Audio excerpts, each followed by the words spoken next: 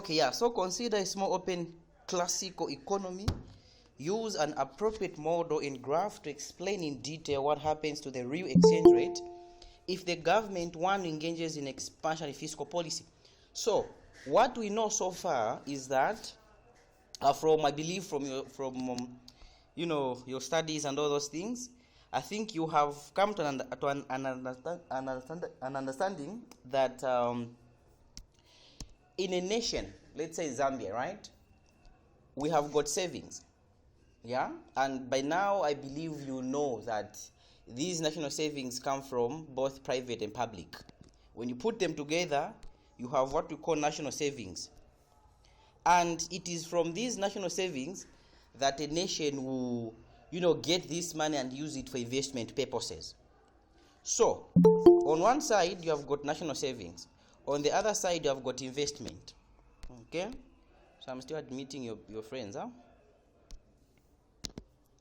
Yeah, so on one side you have got national savings, on the other side you have got investment.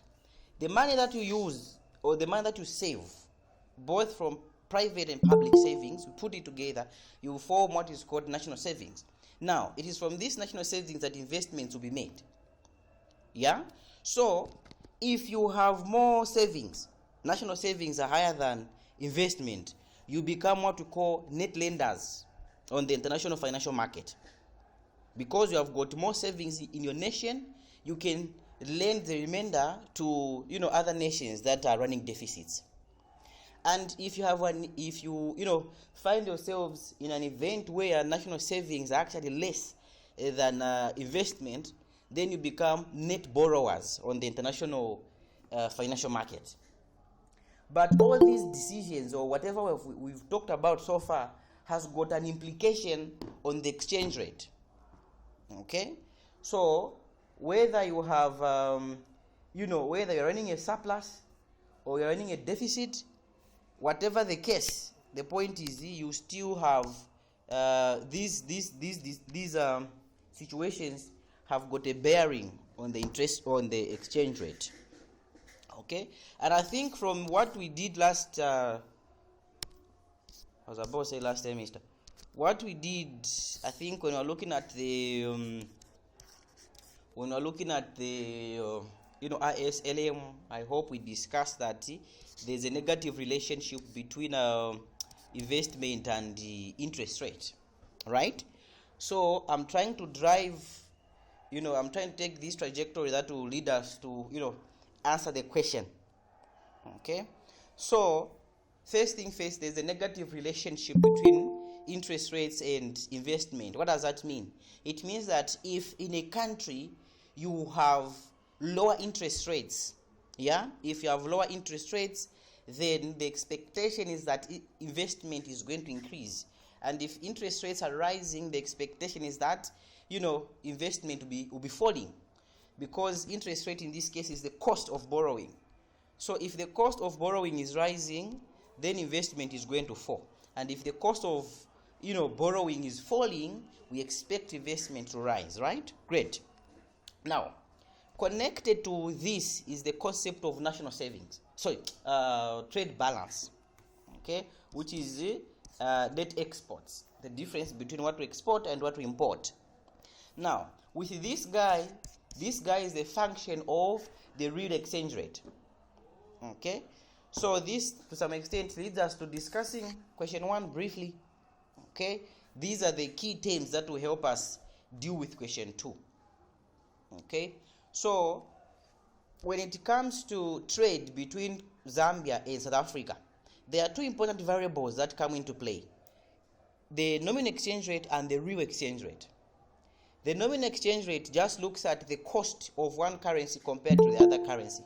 What is the cost of kwacha against rand? What is the cost of kwacha against dollar? That is the nominal exchange rate. The real exchange rate just compares the cost of goods, right? It's the cost of goods. So what is the cost of an iPhone in Zambia? What is the cost of an iPhone in, let's say, the US? When you're looking at the relative cost of goods, between these 2 countries, then you're looking at it from the real exchange rate point of view. Okay, so now let's say so after we've talked about these two. So connected to these two is the concept of a nation either having a fixed exchange rate or a floating exchange rate. Okay, I'll just paraphrase what's on question 1. It's either you have a fixed exchange rate or a floating exchange rate. If you have a fixed exchange rate, this is the kind of exchange rate that is controlled by the central bank. So the central bank, let's say Bank of Zambia, will say, okay, so the exchange rate should be at 15 kwacha per dollar. It will be fixed at that particular point. So this means that if at all there seems to be some deviations in the market, the central bank will have to intervene and control the situation. So with a fixed exchange rate, the central bank has to be active. Okay, it has to pay attention to how the market is performing, how the market variables are behaving. If they see that, for instance, there is some form of deviations from from that fixed rate or within the fixed margins, then the central bank will have to intervene and correct the situation. With a floating exchange rate, this is just the one we're using, where the exchange rate is determined by the forces of demand and supply in the market. So here, depending on demand and supply of your domestic currency, you can either have, the exchange rate can either be rising or falling, depending on the demand and supply. So now when you're dealing with, so connected to this again is the concept of appreciation and depreciation. Okay, so when we say that our currency is appreciating, it means that the value of kwacha against the dollar is rising. So in that sense, our currency is appreciating. Okay, and when our currency is depreciating, it means that the value of our kwacha against other major convertibles is actually falling. So for instance, what has been happening to kwacha, let's say since maybe from 3 months down the line, 3 months, when was that? When did it start falling that bad? Anyway, at first it was okay. Yeah, then due to some issues with the market, we've seen what is happening. It's now around 21 somewhere there. I don't know what it is today. I didn't have time to check. Okay, so in that case, our currency is depreciating because initially, if we're only submitting, let's say 15 Zambian kwacha per dollar, now we are supposed to submit 21 Zambian kwacha per dollar. So that is depreciation. Okay, but of course, appreciation and depreciation, they only deal with a floating exchange rate. Okay, these ones they deal with a floating exchange rate. With a fixed exchange rate, you'll be talking about devaluation and revaluation. Okay, so there's revaluation and devaluation. So you only talk about this when you're dealing with a fixed exchange rate. Okay, so you only be dealing with this when you're dealing with a fixed exchange rate. If you're dealing with a floating exchange rate, then you'll be talking about appreciation, depreciation, and the like. Okay, so far, guys, how is that? Before we look at purchasing power, then we go to question 2. I just need maybe 2 people to open their mics and give me the feedback. Please repeat what you said about national exchange rate. Okay, Sepo is saying I should repeat on the exchange rate. Even on the floating and fixed exchange on the floating exchange rate. Okay. Nominal. Or on the nominal exchange rate. Not a problem. Okay. Floating and fixed. Uh-oh. Yeah. Okay. I assume you meant nominal. Yeah? Yes, I meant nominal. Okay, fine. Can we also define fixed exchange rate as, let me just see what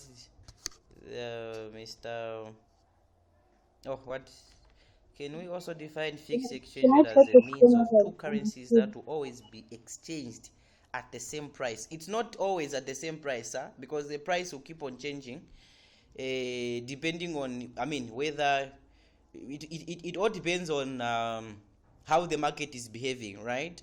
But anyways, the first statement is okay, because you are looking at the rate at which two currencies can be exchanged one for the other. You see that, right? Yes, but I think I'm just not comfortable with the last part, at the same price, because these prices vary. I don't really know what you mean by at the same price, but anyways, the prices vary. So if this was a question, out of 5, maybe I can give you 2.5, so that you back up the other part. Otherwise, you're in the right trajectory. Okay, then the nominal exchange rate. Remember, I've said that there are two. There is the real exchange rate, and then there is the nominal exchange rate. With the real exchange rate, this one you are just comparing, the prices of two goods, identical goods in two nations. So let's say you're talking about Zambia and South Africa. Under the real exchange rate, you'll be looking at what is the price of an iPhone 14 in Zambia and what is the price of an iPhone 14 in South Africa. Of course, for you to compare these two, the two commodities must be identical. You see that, right? Yeah. So with the real exchange rate, this one deals with the relative value of two identical goods in two different nations. What is the value of this compared to that one? In short, you look at whether these two goods have got the same value in these two countries or not. So when you're analyzing it from that perspective, when you're looking at it from the value of those goods and services in these two nations, just not you are focusing on the real side of the exchange rate.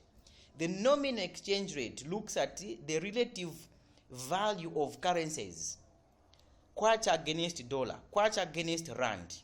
How many kwacha units do you need per every rand so how many kwacha units do you need for you to have 1 rand? Or how many kwacha units do you need for you to have $1?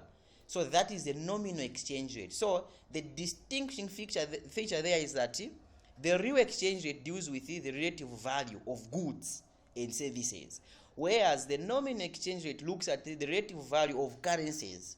So that's the difference between the two. Okay, and one more thing, when you're talking about the real exchange rate, when you're talking about a fixed exchange rate, this one is controlled by the central bank. So the central bank will intervene on the market depending on the situation at hand.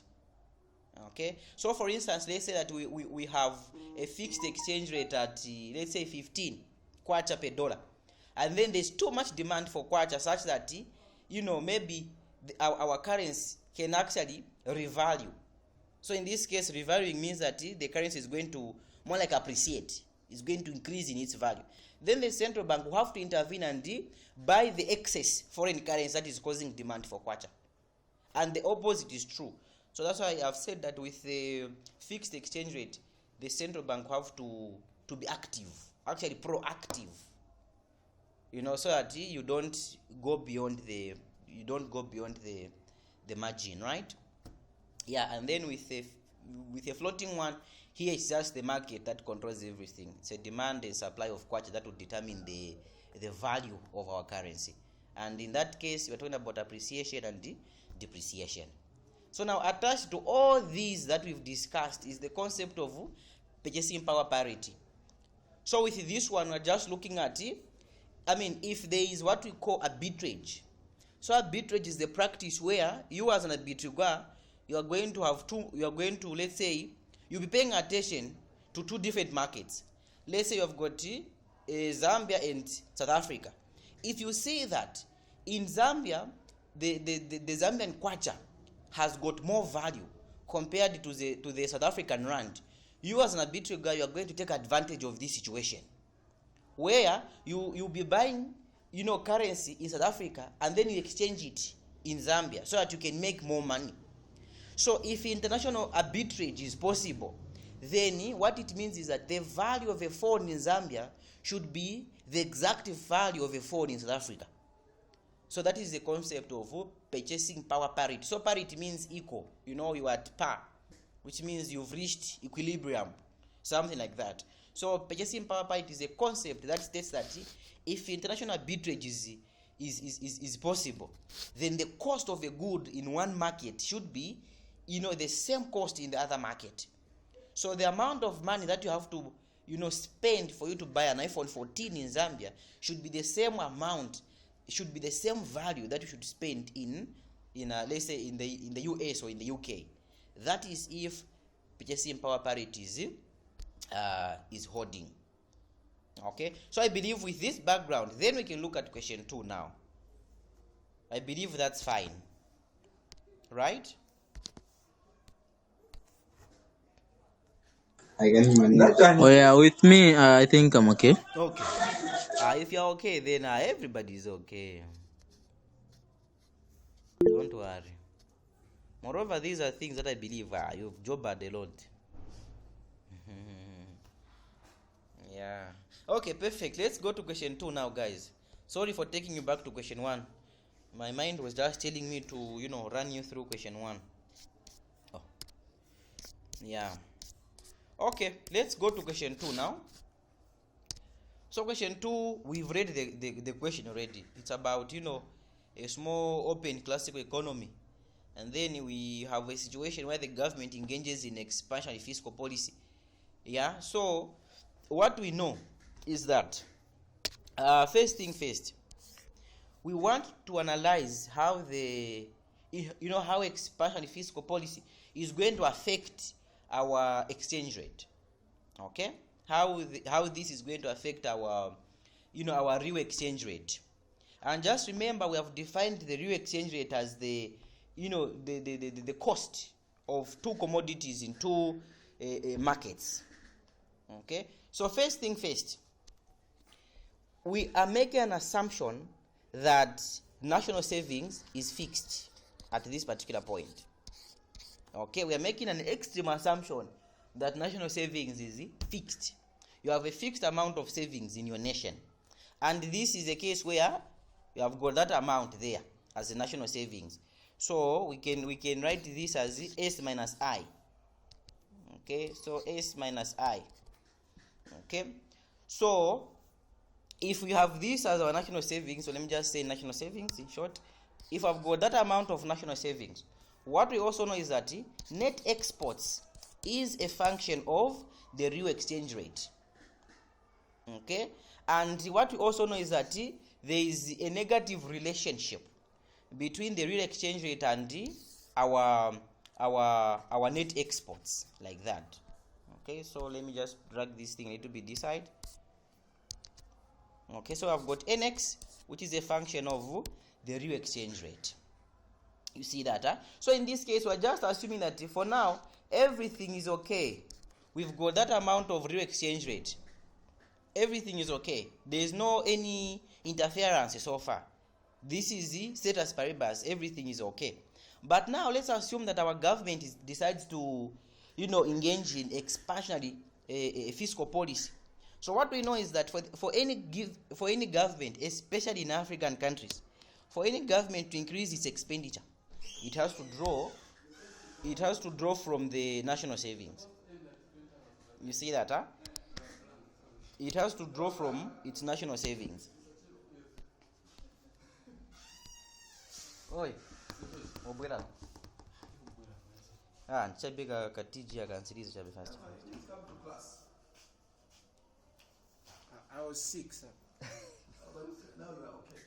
Yes, I'm okay now. And 30 minutes later, you're okay. No, sir, I was sick. Now, this TG, I just needed to attend it. Then there was no network at the hostel. Yes. Which hostel is that? Where there is no internet? Goma Ruins? Zambezi.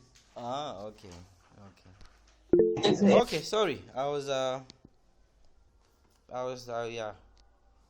attending to something. So now let's assume that there is now expansionary fiscal policy. So I was trying to say that whenever there is expansionary fiscal policy, especially in our countries, where for the government to increase its expenditure, you have to draw from the little savings that you have. So let me hear from you. What do you think will happen to the national savings graph, is it going to shift to the left or right? If initially we're assuming that you have a fixed amount of national savings. Anyone? Anyone? Just feel free. Just don't even raise It's your going to hands or shift something to like the that. left. To the Yes. left. It shifts. What's the question? What's the So the question is, okay, fine. Yeah, so it will shift to the left, right? So it's just the normal, supply and demand type of analysis. So our thing is going to shift to the. Yeah, so our thing is just going to shift to the. What's going on? Yeah, so if we're at that amount initially, then our thing is just going to shift to the left like that. And what do you think will happen to the cost of our savings? Is it going to go up or down? The answer is already there.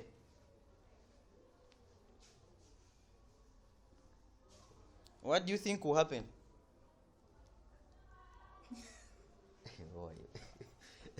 What do you think would happen? Where is Emmanuel?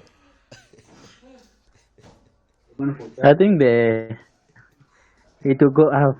Why would it go up? Let's have a conversation. Why would it go up? What would it go up? Why not going down? What could be the reason?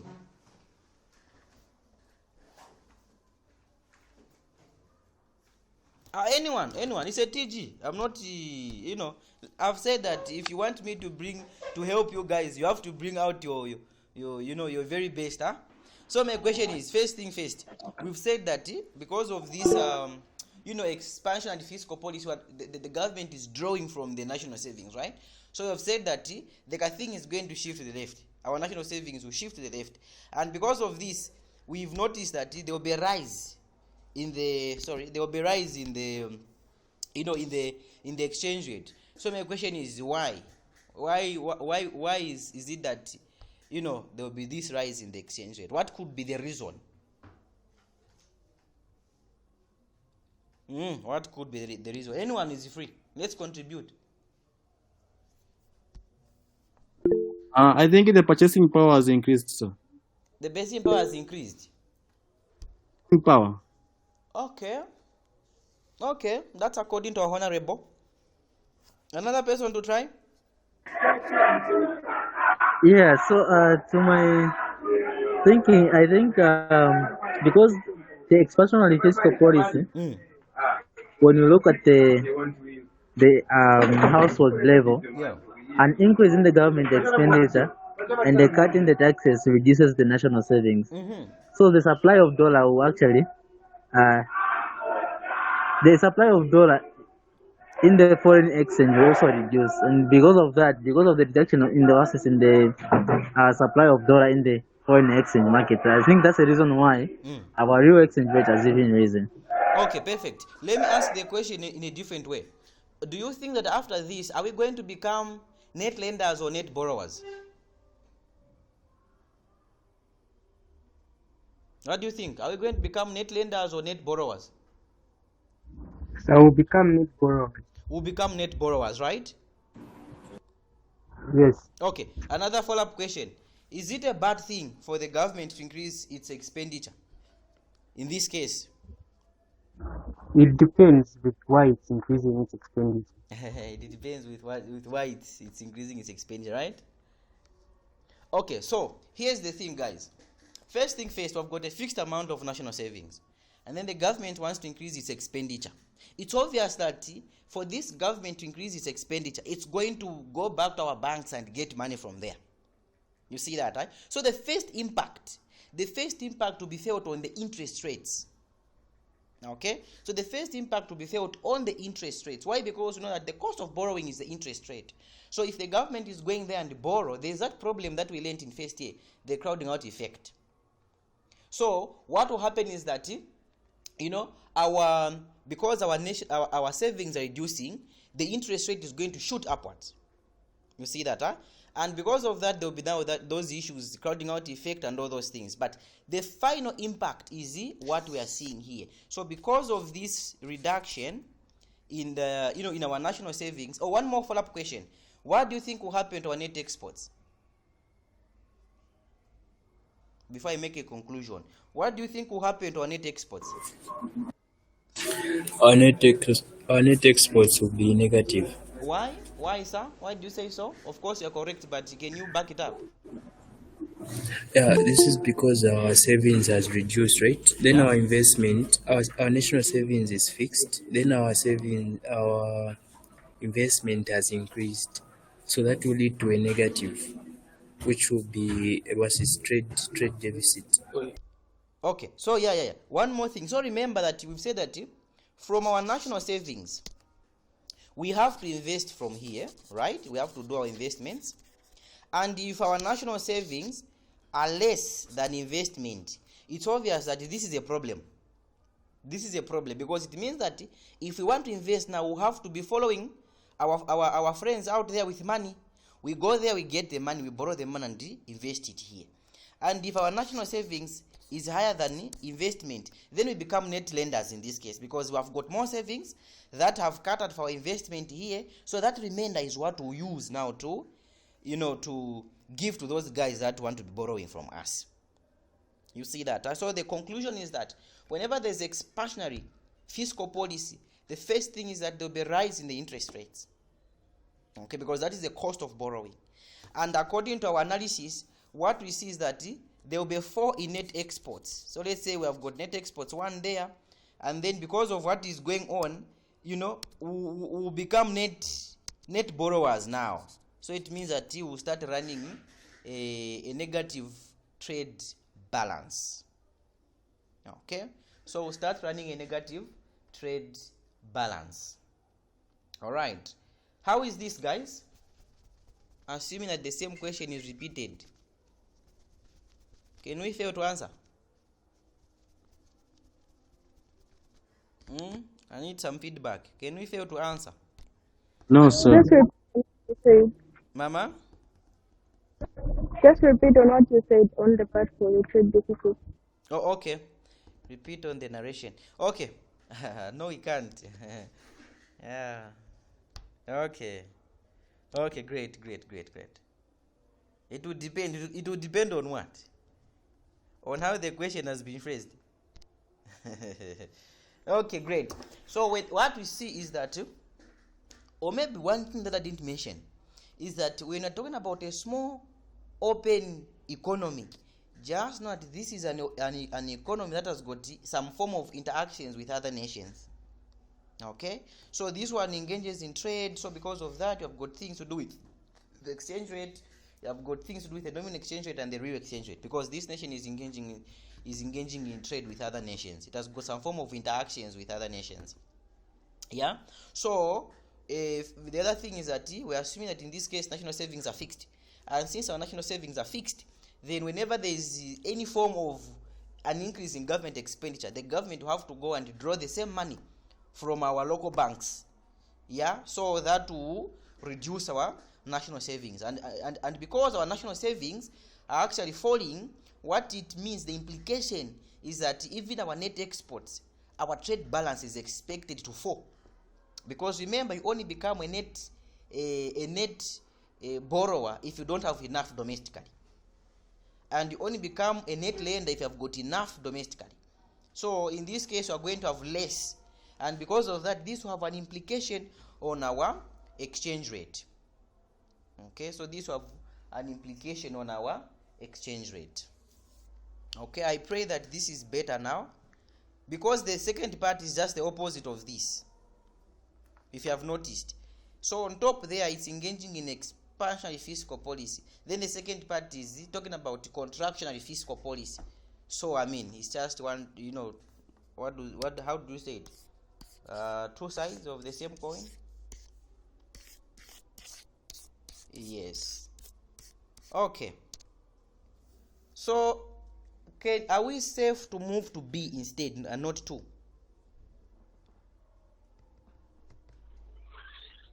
Yes. Okay, it's better that it's a lady. Guys, don't disappoint me. Don't disappoint me. I'm still asking the same question. Is Emmanuel here? Emmanuel, the class rep. I'm here. Boss, are you there? Yes, sir. Oh, how is it going? So far, so good. So I assume you are the governor. You'll be making right decisions, right? Yes, sir. Great. Okay, just a follow-up question, guys. Just a follow-up question. What do you think would happen to our I'm talking about the nominal exchange rate now, the kwacha dollar thingy. What do you think are some of the, more like the actions that we have to take as a nation for us, for our currency to stabilize? Under one 1 minute, let's have a conversation in line with what we are discussing, of course. Because or maybe let me ask this question: is it bad to have a weak currency? Let me get answers just from two people. Is it bad? If you say yes, just defend it. If you say no, just defend it. Is it bad? Class rep. No, sir. So it depends. It depends on what? According to you, back it up. Okay. What causes to have the currency depreciate or to appreciate is when, for example, the interest rate. So if our country has higher interest rates, and then people from, let's say, the foreign countries would want to come and invest in us because they want to enjoy the high interest rate that we have. So that would encourage, that will have an impact on net export. Okay. Yeah, in that line. Okay. Another one. Look. So for the next person, look at the other side of the coin. Is it bad to have a weaker currency? In this case, the case of Zambia, is it bad to have weaker currency? Yes, Derek.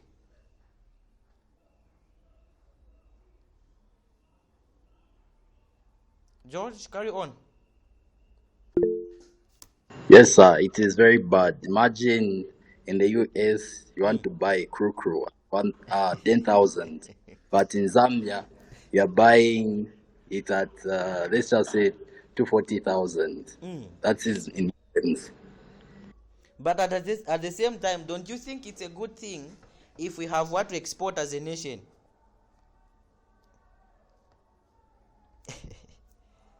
Because again, if we have what to export, then if we have weaker currency, it will be easier and cheaper for those guys outside there to come and buy things from us.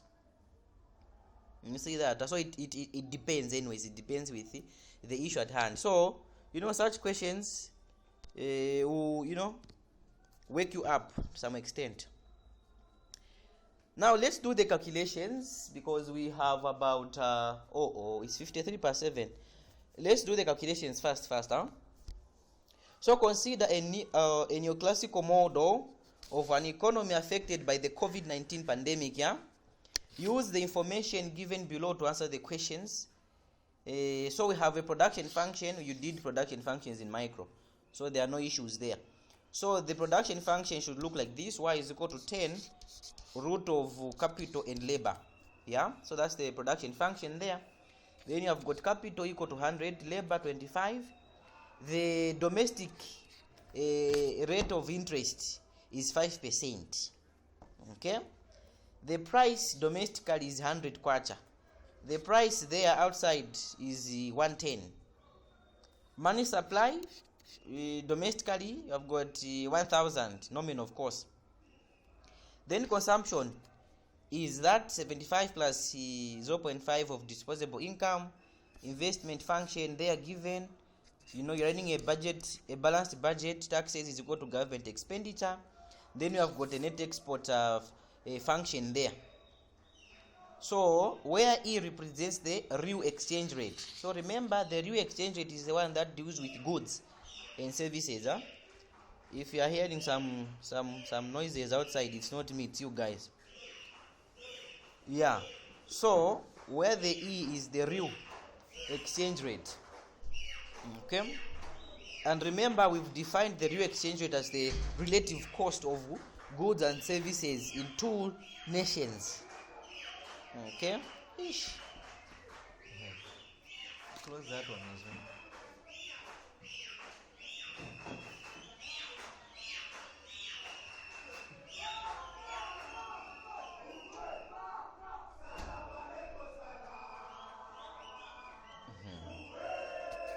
Yeah.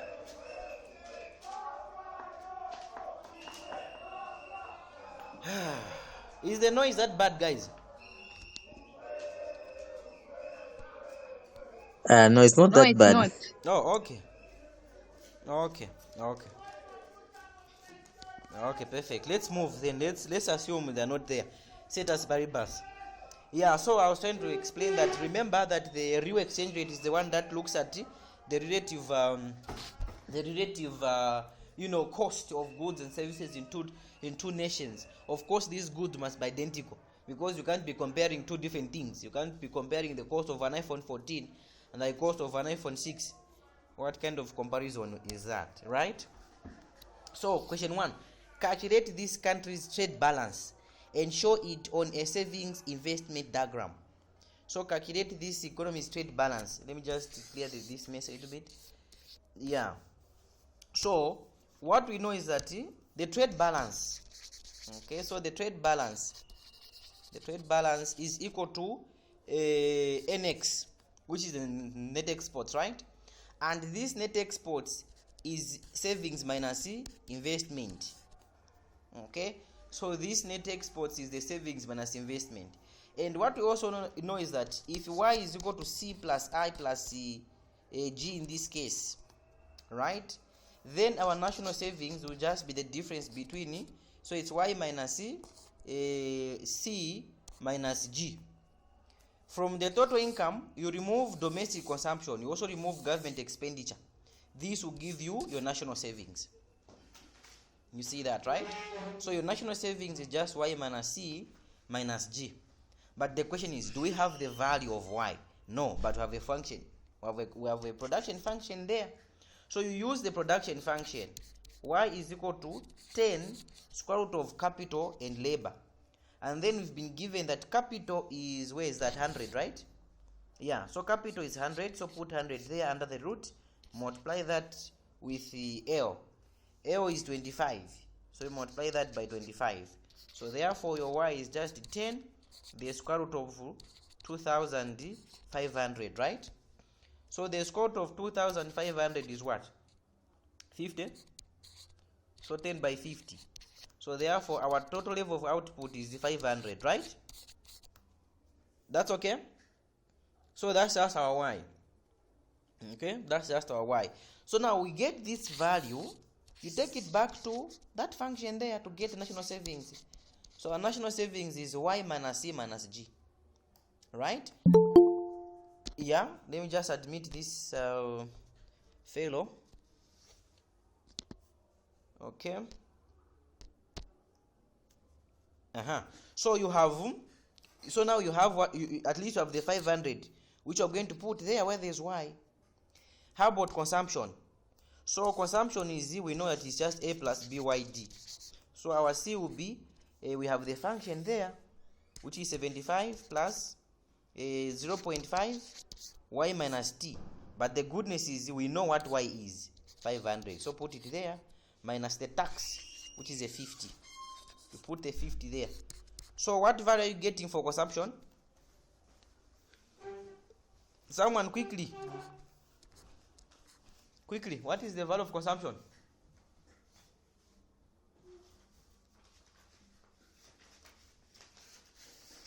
You guys don't know how to calculate?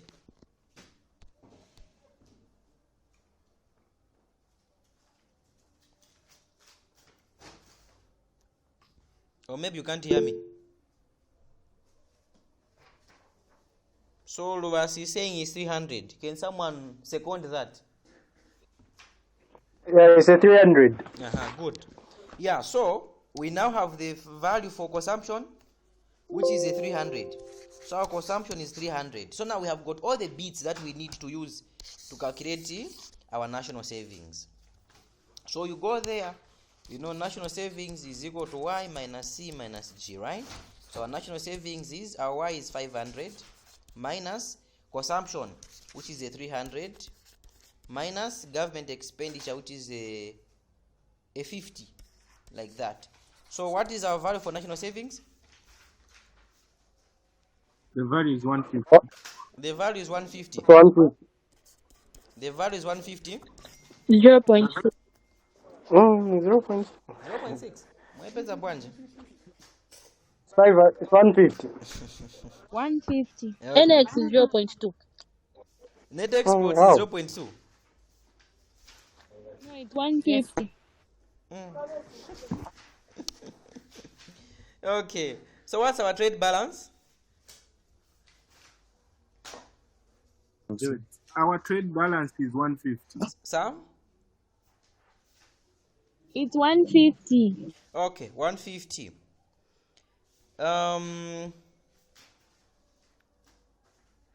So now, look, this is our national savings, right? That's our national savings. And now, what we know is that, do we have the figure for the re-exchange rate? No, we don't have. Okay, so we don't have that. That's fine.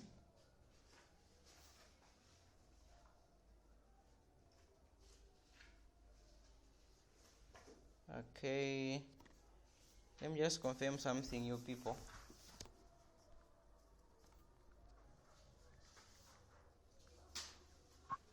Sorry, sir, just a quick one. Yes. Why didn't you include investment there? So, Why didn't we include investment when finding our NSP? why didn't we include our investment? When finding the national savings? Let me just confirm something. I'm coming.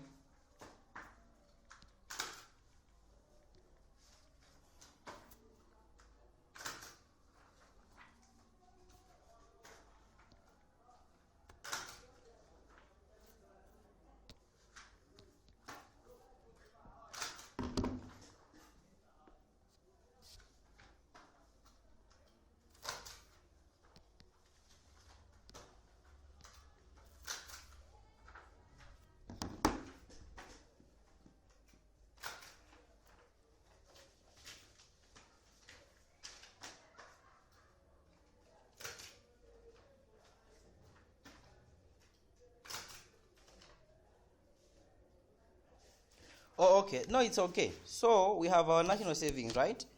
So can we get the value of so what we know is that from our national savings, if we remove investment, what do we get?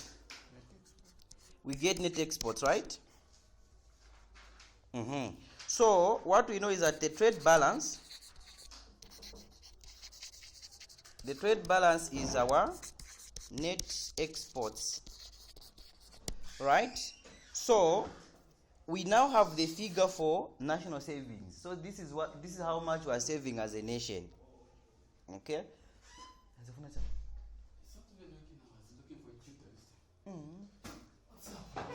Not many.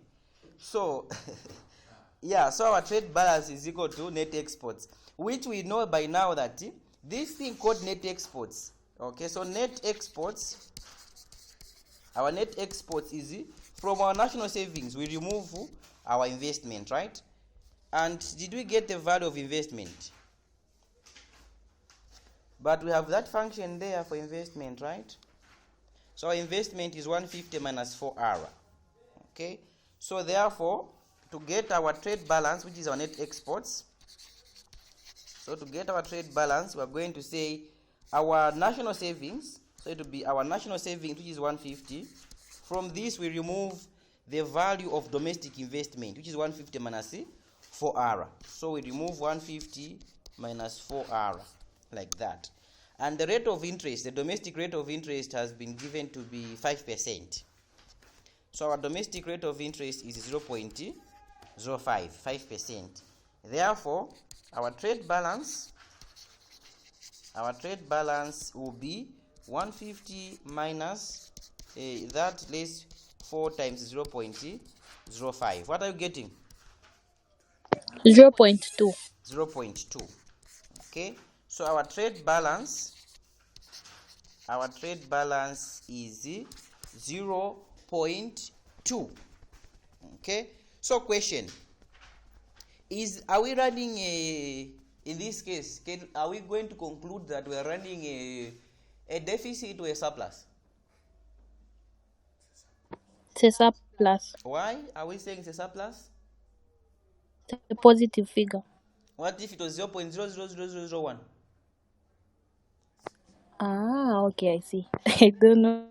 No, you are in the right trajectory. Still a surplus. Still a surplus. It's still a surplus, right? Because what we know is, as long as our x is higher than Look at m, it. we have a surplus. All right.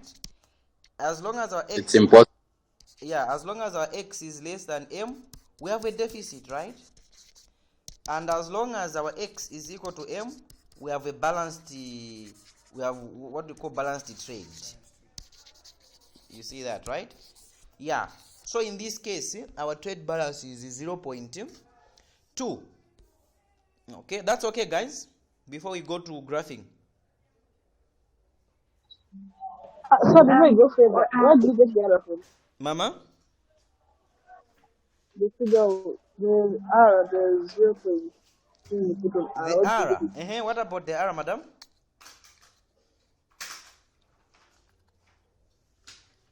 What about the R? What about the R? She's asking where we got it from. Oh, it's been given in the question. Right. Wait, it's been given. Let me just do something. I'll show you. It's been given in the question, madam.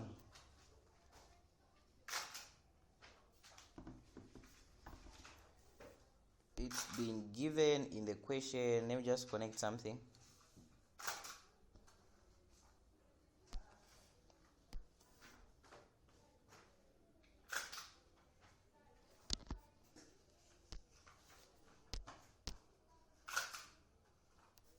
Okay, so where have we gotten the R? The R has been given here. Let me show you. The R has been given there, that the R is 5%. So what we've done is we've converted this thing from percentages to decimals. So that's how here we have 0.05 instead and not a 5%. That's okay? Okay, great. Great. Okay, if that's fine, well and good. Yes, someone's mic was on. Carry on.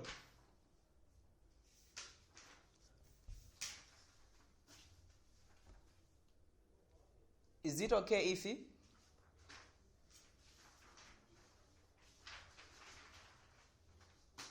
If you leave it just the way it is, the 5%, I not convert it.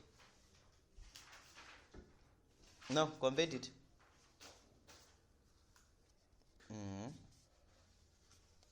Convert it. Okay, fair enough. Fair enough. Emmanuel, are you here? Oh, okay. It's good if you're still here. Now, one more thing. When graph, you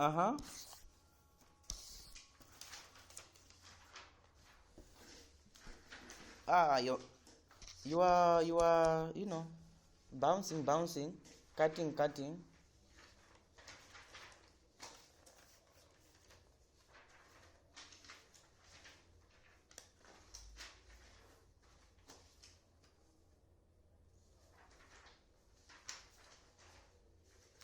I didn't get the first part of the question.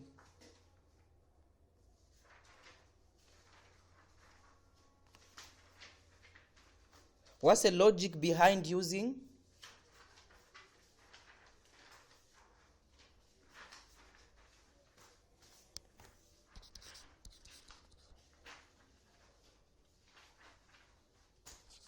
Oh, the logic of doing this Kama formula here.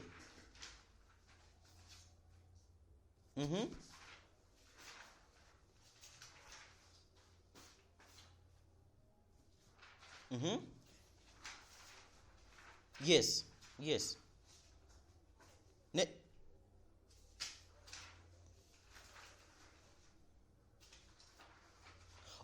So what we know is that from our national savings, right? From our national savings, if we remove investment, what do we do with that money that is left? That is the money now that we are going to use to do other transactions with our trading partners. So it is from that money that remains after domestic investment has been satisfied that we get and use it for international transactions. So no wonder national savings in this case, no wonder our net exports is equal to savings minus investment. In your domestic nation, you have got national savings. From those national savings, you have got domestic investment. Now, if domestic investment has been satisfied, then you have a surplus. That surplus is the one that you're going to use now to engage in international transactions. Does that help, sir? Oh, okay, great. Yeah. So we found that figure to be what? 0.0.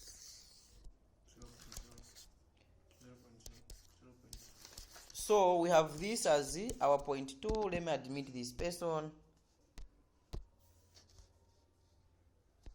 All right. Yeah. So we've got that, right? But how about this figure here?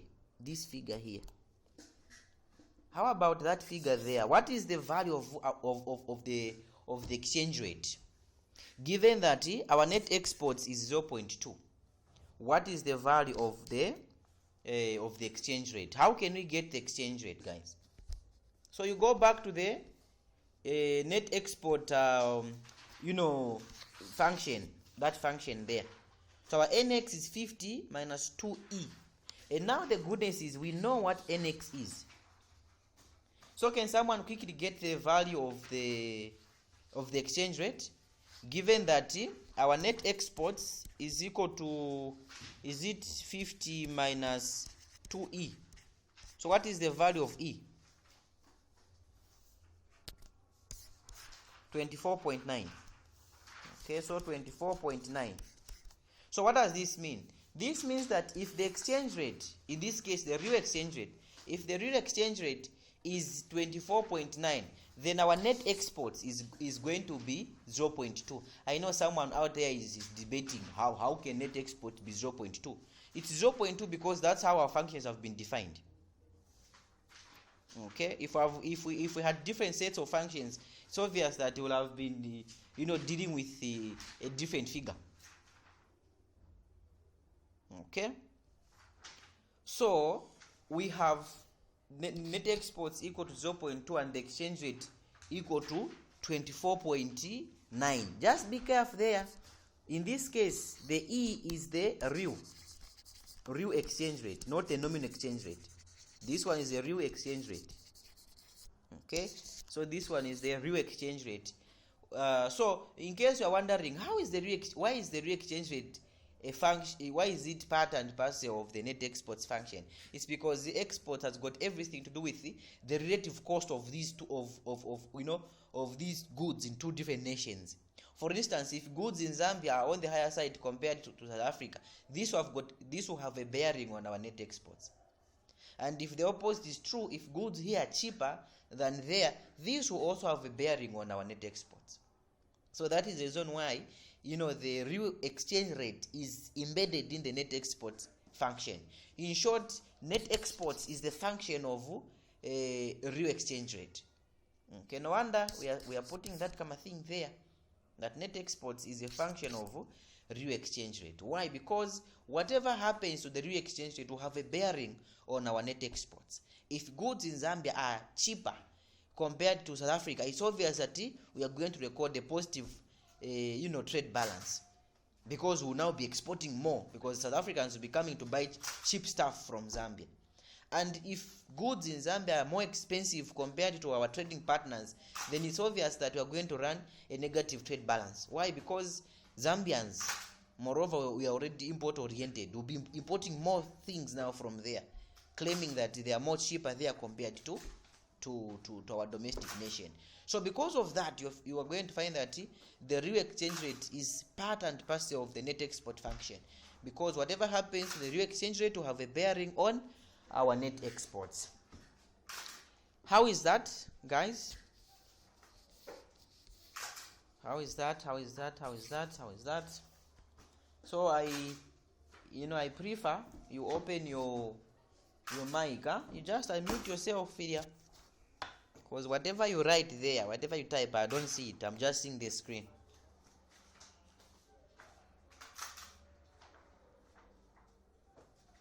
And I should repeat on. I didn't hear that, madam. I didn't hear the first part of the question. Where should I repeat?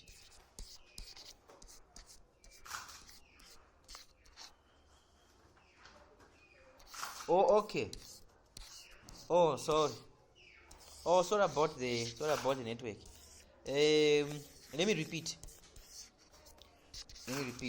Just let me just clear this a little bit. So look at this, madam. We've said that our net exports is 50 minus 2 multiplied by the real exchange rate, and in this case we have the figure of net export as 0.2. So we are looking for E. So what we do is, we make E the subject of the formula.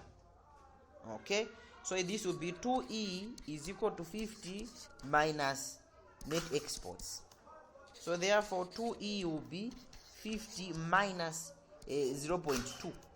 So 2E is equal to 49.8, right? Then now divide by 2. So this will give you the 24 point something that our colleague is from giving us. That's okay?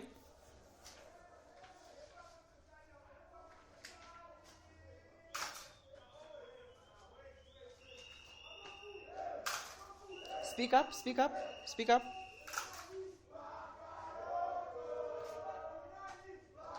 Are you sure? Didn't we find net exports to be 500? Is that the question? Didn't we find net exports to be 500?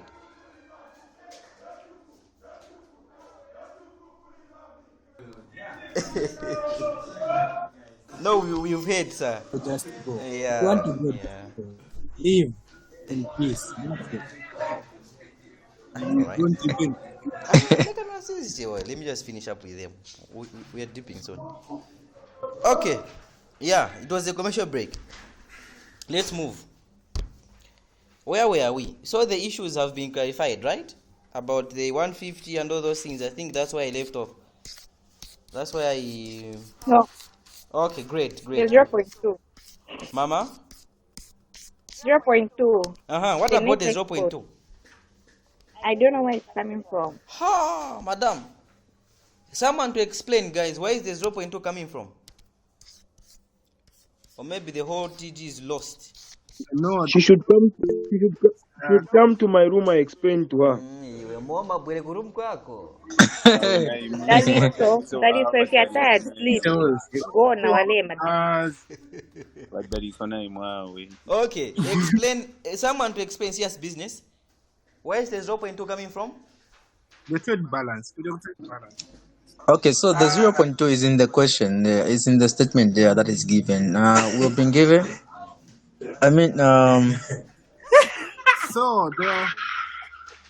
Are you sure it's in the question, sir? Okay, so it's coming from the trade balance. For we know that the trade balance is export. For net export to go, there's that formula. So we have just replaced 150 minus, open brackets, 150 minus 4R.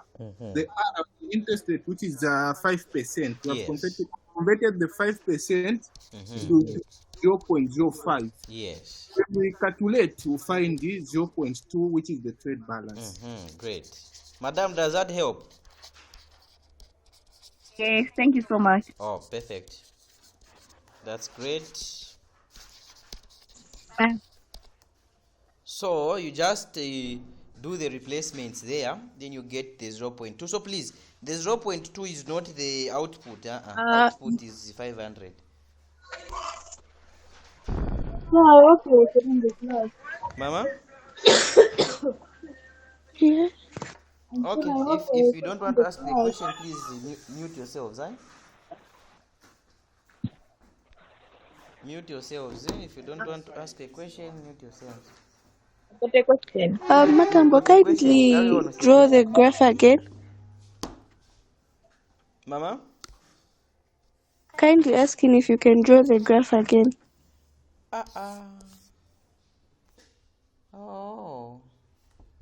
Okay, let me draw the graph. So we said that was 0.2, yeah? Then we have got this graph, which is the net exports. Yes, I have them. Which is a function of the real exchange rate. And then there we have the real exchange rate, which we found to be 24.9. Yes, something like that. That's okay? That's okay? Real exchange. Yes, that's okay. Okay, fine. Wait, question 2? Where are we? Question 2, part 2. Question 2, part 2. Okay, let's, I think within 10 minutes we should be done. People should go and campaign. Or maybe people should go and do cadarism, huh? You go shanako fidia mampela kwa 50. Okay. Question 2. Calculate the net capital outflow. Okay, calculate the net capital outflow. So, what you should know is that net capital outflow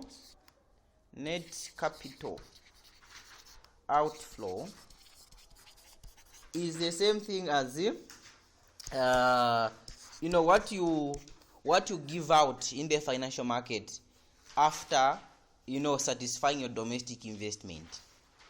Okay, so it's just what you give out in the financial market after satisfying your domestic investment.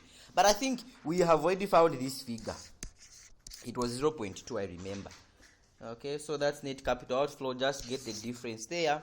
You should arrive at the same figure. Okay, that's okay? Is that okay? Yes, sir. Oh, great, sir. Then it's also asking for the real exchange rate, which we've already found to be 24.9. Okay, we've already found this one. Yeah, maybe the only new thing here is the nominal exchange rate. So I think in your notes, it should be there somewhere where there is the relationship between the real exchange rate. So, you guys, you've lied. The domestic price should be It's up. not correct. It's not correct. So it's supposed to be the real exchange rate. So let's say, so this is okay. Let the gamma small e be the nominal exchange rate, right? So let the gamma small e be the nominal exchange rate, and the big E be the real exchange rate. That's okay so far. So let that be the real exchange rate, like that. Then the formula should be the real exchange rate, which is this my big E. So my big E is equal to the gamma small e multiplied by price in the domestic nation divided by the price in the foreign nation, not this comma 1. So make corrections there. Okay, it's now correct, isn't it? Yes. Okay. Yes. Now let's At in the thingy, in the textbook, yeah, it showed this one that was this side, but except that the which one is in the textbook? In Monk. In Monk, they showed which one? The one on the left hand side. The one on the left hand side. The left side, yeah. If you make the big E, the small e, the subject of the formula, it's the same. Oh yeah. Could it be? Okay, great. So if we are looking for we're looking for which one, nominal or real? We are looking for the nominal, isn't it? Nominal. And we've said that the comma small e should be the nominal, isn't it? So making the comma small e the thingy, this will just be, we can divide here by p over p star, even here p by p star, like that. So which means that our real will just be this big E, we are dividing this by p over p star, isn't it? That's okay? Is that okay?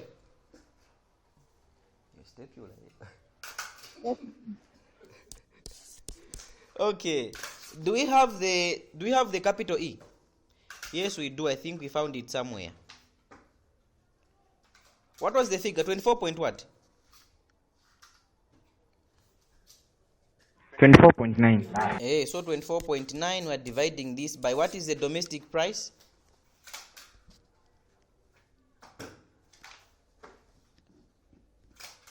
$100. Oh yeah, 100, right?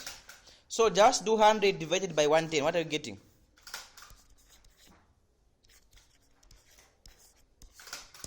$0.90909090909. Now do the divisions now.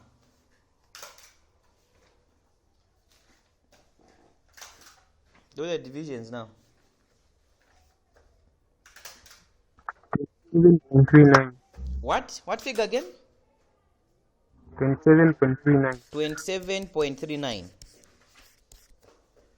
Okay. So anyway, so the target in this case is just, knowing this comma bine. When you know that comma bine, then you swat it out. You go in the exam and duplicate it. Then you use it and get everything. I'm now, but we can finish so that tomorrow you guys are just coming here for clarifications. Tomorrow you're voting. So tomorrow, wow, then we don't expect to see anyone here tomorrow. You guys are voting. No, we will come. I can't see mzakati pesa, so iliche. Nje mzataira kuti. Yada kunyumba wakamba. Mkugona. Mutu konkela kunyumba. Kuya kweyo kuti tufuna ukiriya bonse, tufuna kusamba tuta monga imwe boss. Shakaba manje, utokonkana kunyumba manje. Tikosesa. Mzaikosesa taona. Mkaikosesa na ife tikosesa kabisa. Makare bwangu. Sir. Let's go to after this munga chokuponya kanamba tizo team aleta zina bwana. No, we don't do that. We do that. Nakupa patani wana wa mulungu. No bantu ba mwami. Let's continue, guys. Let's finish up. Due to the global pandemic of, COVID, many workers die and, the labor force reduces to 16. Calculate the new trade balance and the real exchange rate. This come on. I trust you guys. Should we do it? Or maybe you did it already? No, let's do it. We should do it. Oh, we do it? Fine. So remember that initially we had labor equal to 25, right? But now our labor force has reduced to 16. Okay, so that's the only figure there that has changed. Okay, so first thing first, we know that for us to get national savings, our national savings is y minus g minus c minus g, right? But what we don't know is what the value of y is. You see that? So our y will now be, remember it's the same thing, 10 square root of capital and labor. So our y will be 10 square root of, the value for k has not changed, it's still the same 100, yeah? You put your 100 there, you multiply by the new value of labor, which is 16. You see that, right? So when you do your calculations, your y is what? What are you getting as the value of y? We're getting 400. So now the value of output has changed. Remember that initially our y was it 500, yeah? It was 500. But now because of the drop in the labor force, a lot of people have died. So what we are seeing is that because of this reduction in the labor force, our output has changed. Why? Because output has got labor embedded in it. Okay, so since the value of labor has reduced, we should also expect our output to reduce. So that's the first impact. But the question is not asking for output. The question is asking for the new trade balance. Great. So what we also know is that this thing called the trade balance, so the trade balance is equal to savings minus investment. So which means that we need to calculate the value of savings. We should also calculate the value of investment. Then we get the difference for us to get the trade balance. But our savings is y minus c minus g. So our savings will be, our y we found to be 400, right? So you put the 400 there. 400 minus, has our consumption changed, guys? Has the value of consumption changed? No. What was the value of consumption initially? 300. 300. It was 300. Yes. Yes. Yes, sir. It has changed. It has to change, right? Because Yeah, it has changed to 250. Exactly. It has changed to 250. Why? Because To remember 250. there we have said that consumption is equal to 75 plus 0.5 y minus t, right? So now it's going to be 75 plus 0.5. Why there is why we put a 400 now. We remove the tax. So this will give us a 250 as the value of consumption. So you see, now where there's G there, you put a 250. Then you subtract the value of government expenditure, which is the 50. You get it, right? So what are we getting as the value of savings? Our savings is 400 minus 250, 100, right? Yes, 100. So now our savings are equal to 100. How about investment? Has the value of investment changed? It can't change. No, it has remained the same. Because none of the variables there have changed, right? So our investment is still what?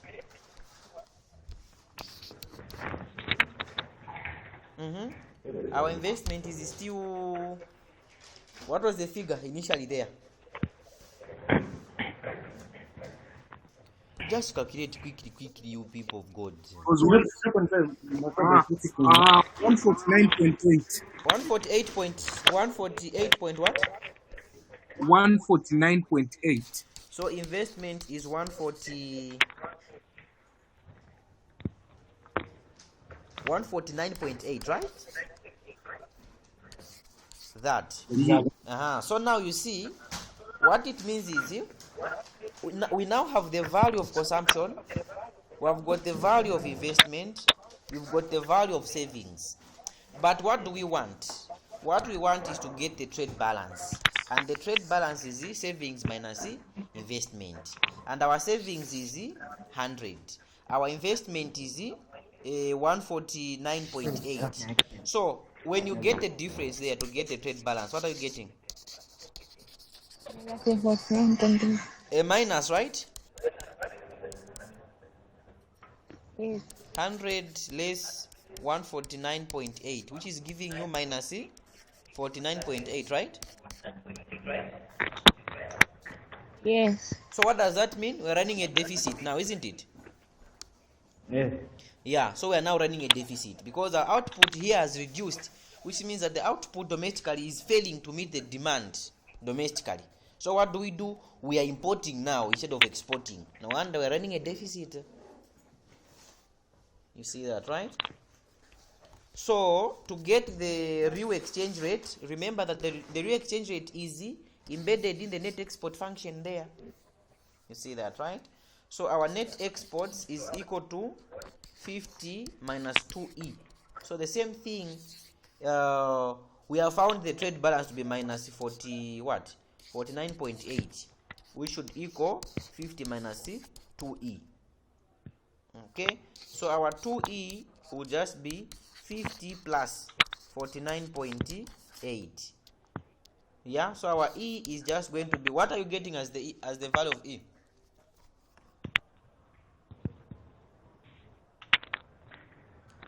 Huh? What are you getting? 49.9. Huh? 49.9. Oh yeah, 49.9. Question: what do you think is the implication of a reduction of the labor force on the exchange rate? Will the exchange rate decrease or increase?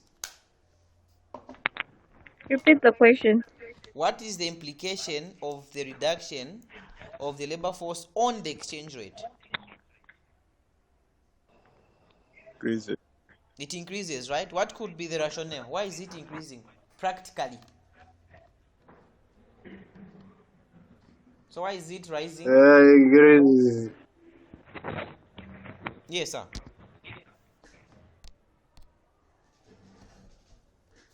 Kambani, mambo meka.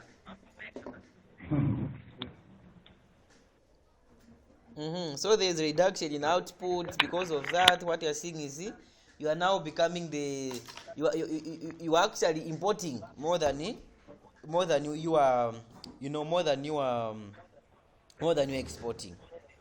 Okay, so guys, it's now